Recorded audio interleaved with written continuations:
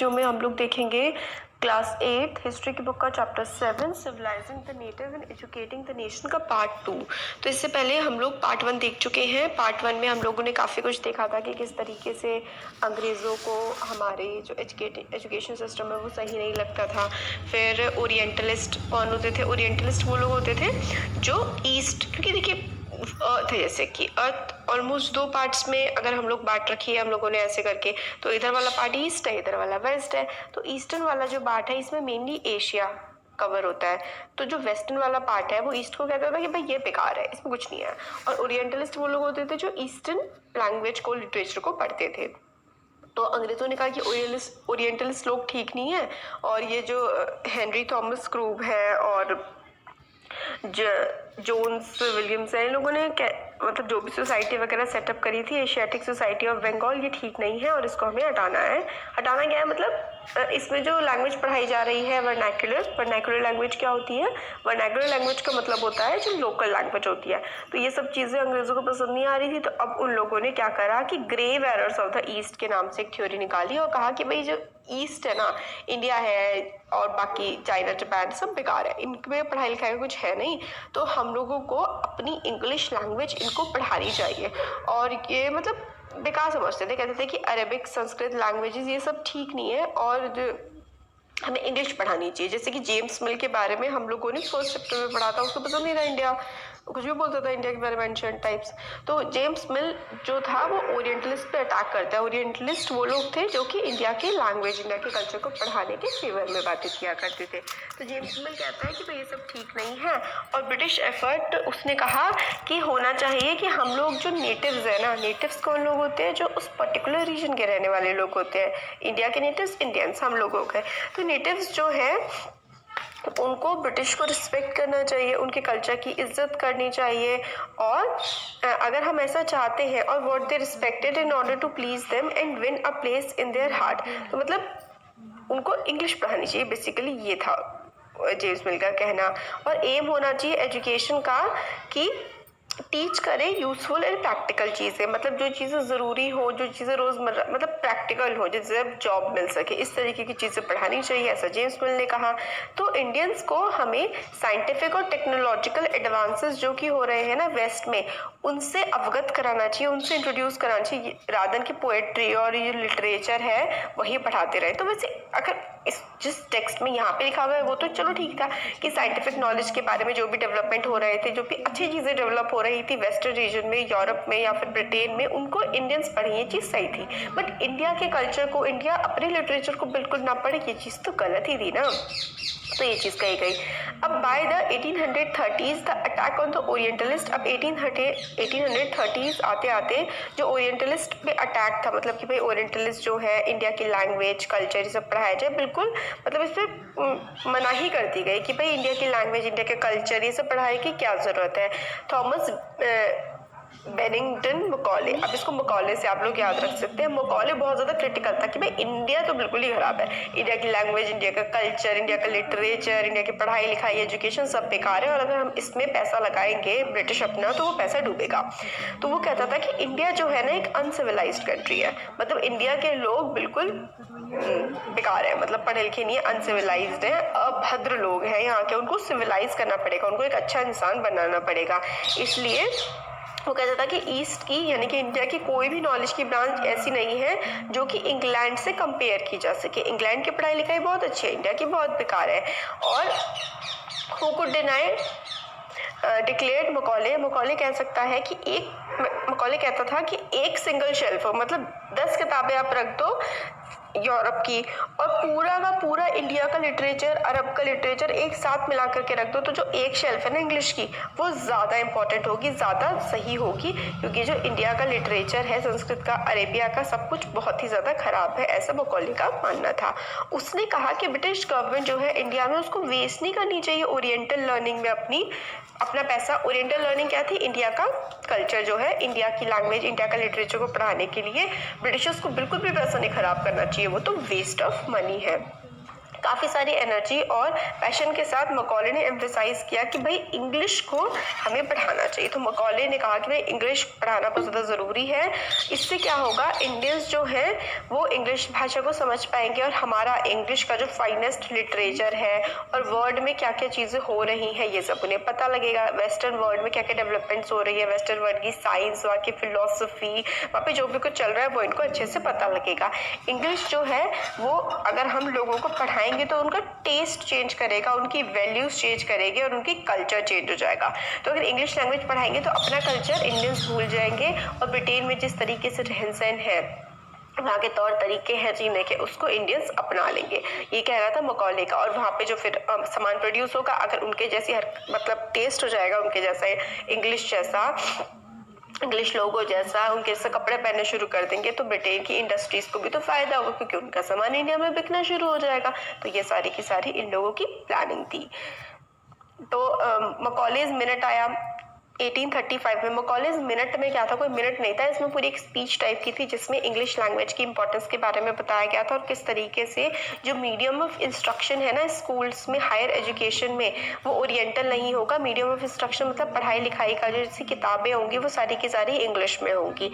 तो oriental institutions जिसमें local languages, local culture पढ़ाया जाता था, जैसे कि कलकत्ता मदरसा हो गया, बनारस जो कि विलियम जोन्स ने इस्टेब्लिश किए थे, बनारस, कलकत्ता, कोलब्रुक वगैरह ने, उन सबको पैसा वैसा ब्रिटिश गवर्नमेंट नहीं देगी, ये सब तो फालतू की चीज़ें हैं जो कोई फ़ायदा नहीं होगा, ऐसा मानना था मकॉले का।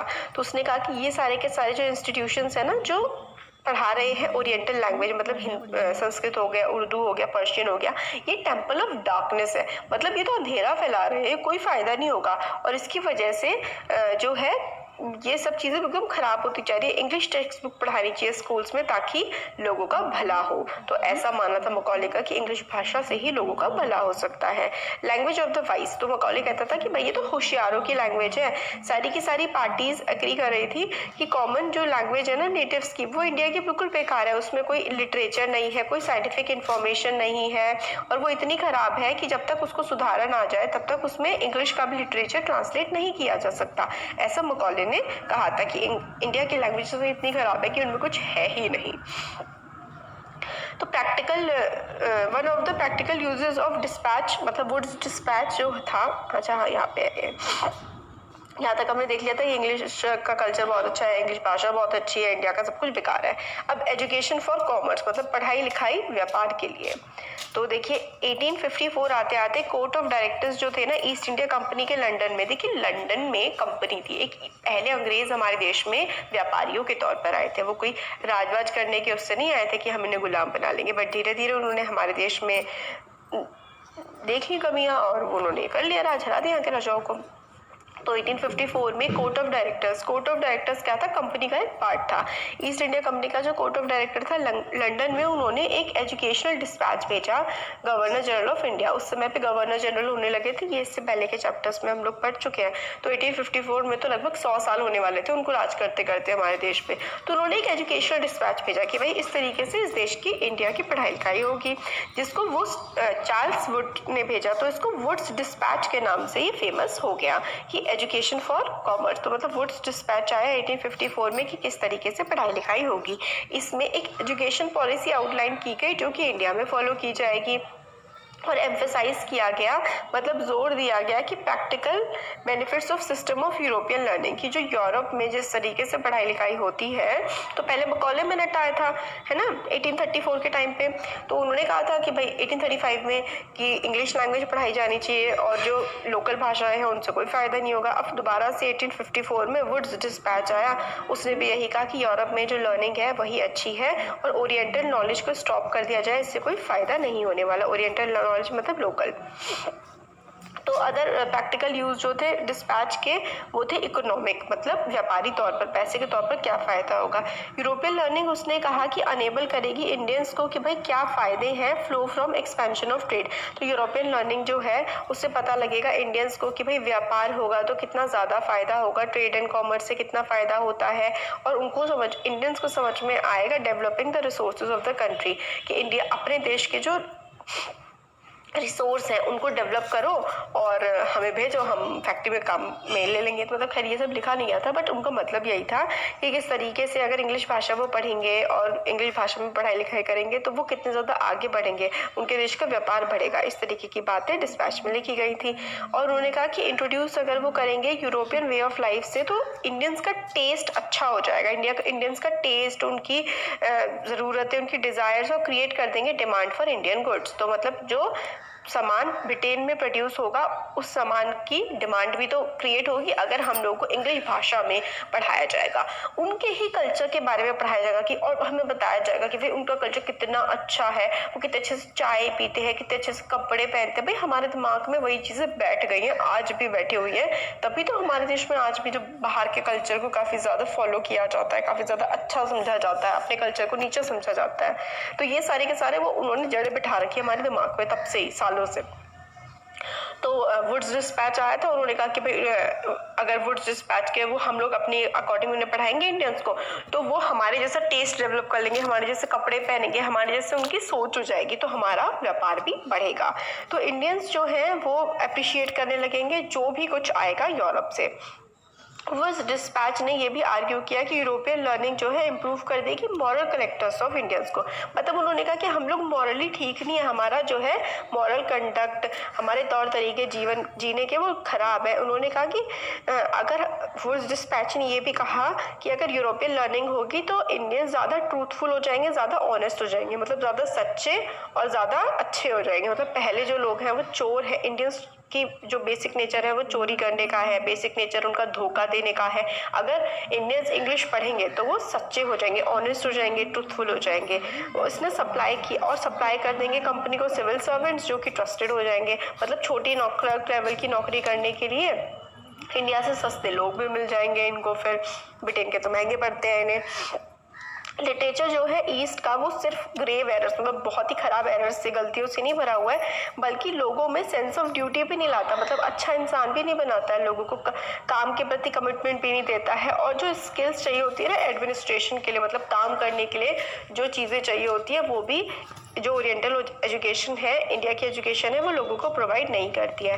तो following Wood's dispatch 1854 dispatch several measures were introduced by the British. तो आगे डिस्पैच तो काफ़ी सारे मेजर्स बदलाव लेकर के आए गए। एजुकेशन डिपार्टमेंट जो था गवर्नमेंट का उसको एक्सटेंड कर दिया गया काफ़ी सारे एजुकेशन के मैटर्स को अपने अंदर लेने के लिए।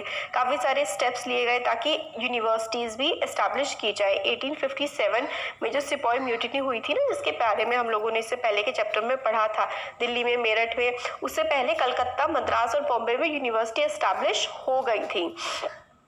तो मतलब यूनिवर्सिटीज एस्टैब्लिश कर दी थी इन लोगों ने और अटेम्प्ट किया था लाने का चेंजेस स्कूल एजुकेशन। मतलब देखिए कुछ तो अच्छे बदलाव भी आए कि हायर एजुकेशन मिलने लगी, हमारे देश के लोगों को नौकरियां मिलने लगी, बट हमारे देश के सिस्टम को पूरी तरीके से नकार देना भी गलत ही था।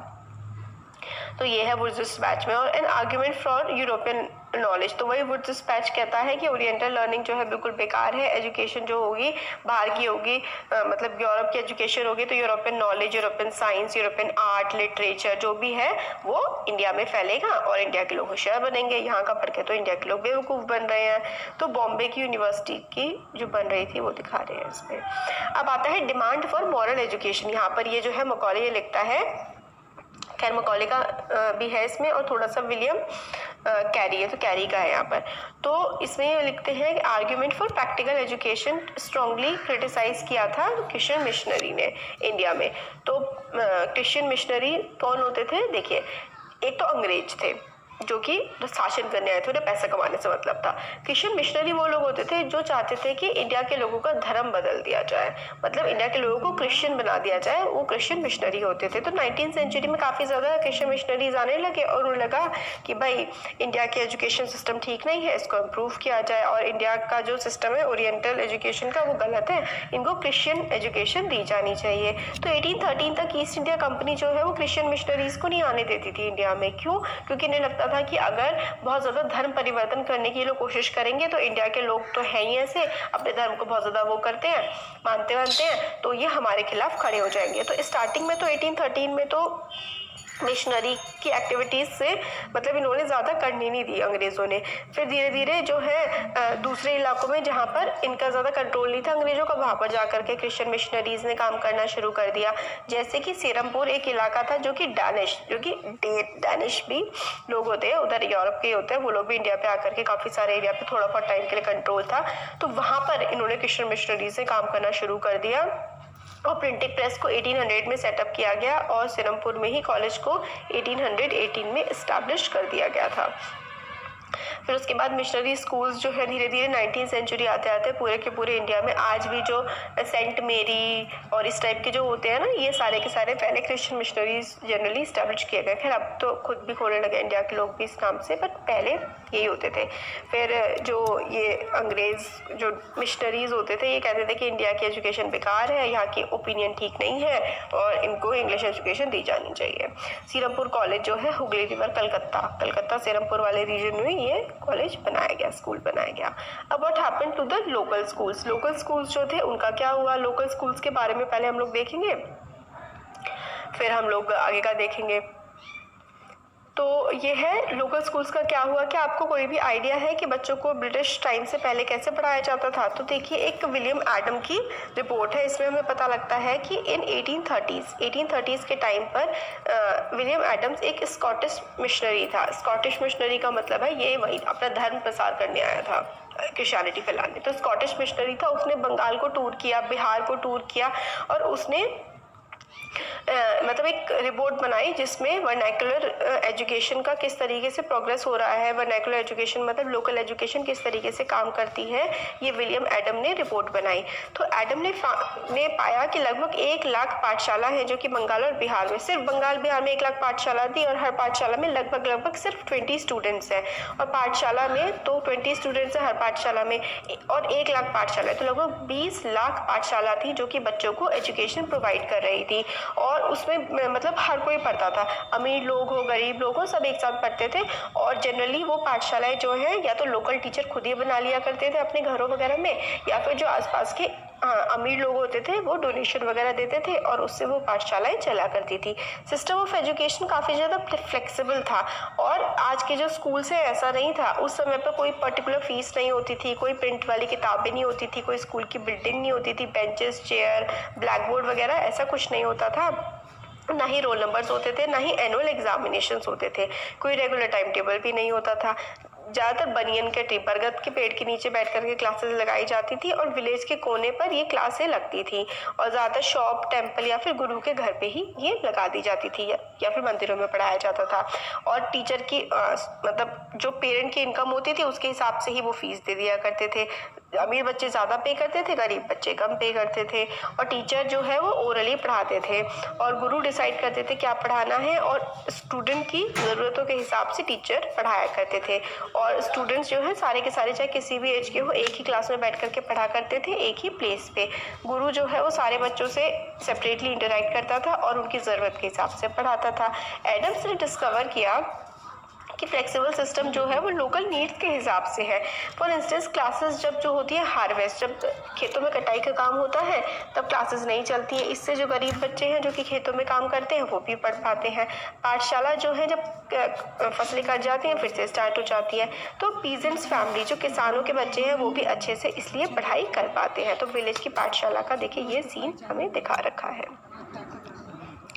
अब न्यू रूटीन्स न्यू रूल्स, तो इस देखिए ये यहाँ से और फिर उसके बाद जो आगे का चैप्टर है ना वो हम लोग नेक्स्ट वीडियो में कवर करेंगे।